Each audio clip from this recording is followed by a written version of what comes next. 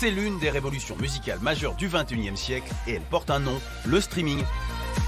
Preuve qu'elle est bien en marche, même notre Cabrel national, jusqu'alors récalcitrant aux internets, s'y est mis en septembre, mettant à disposition toute sa discographie sur les diverses plateformes. Par-delà ce symbole, les chiffres parlent d'eux-mêmes. Plus d'un tiers des Français pratiquent aujourd'hui le streaming, tandis que les revenus générés par ce mode d'écoute ont maintenant dépassé ceux des ventes physiques, CD, vinyles et autres cassettes. Pendant un siècle, on a dû acheter la musique pour l'écouter, on la possédait, on avait des disques, etc. Maintenant, on la loue, comme on loue une voiture, etc. Et dans ce royaume de l'écoute illimitée trusté par Spotify, Deezer et Apple Music, il y a des rois, comme l'anglais Ed Sheeran, chanteur le plus streamé au monde sur Spotify en 2017, avec plus de 6 milliards d'écoutes.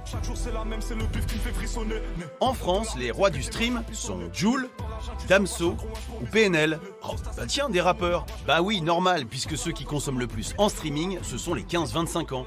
Mais le système reste lui inégalitaire, puisque le mode de rémunération favorise les artistes les plus écoutés en volume de clics. Aujourd'hui, le streaming profite aux artistes qui sont très écoutés et qui sont très autonomes.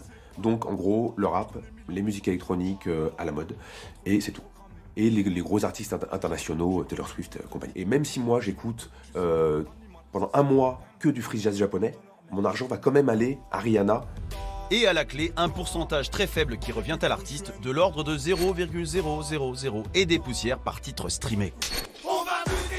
Le streaming est donc en train de tout révolutionner. Et pendant ce temps, le CD consommé par les catégories plus adultes fait de la résistance. Mais pour combien de temps encore? En 2002, Libération avait fait la une en disant le CD décédé. Bon. Écoutez, vous voyez, tu fais toujours la moitié du marché, hein, et on n'est pas 17 ans après. Et là, un truc amusant d'ailleurs, c'est que la moitié du chiffre d'affaires, c'est du vinyle.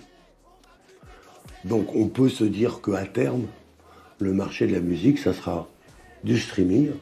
Et puis si vous voulez l'objet, un bel objet, j'achèterai un vinyle.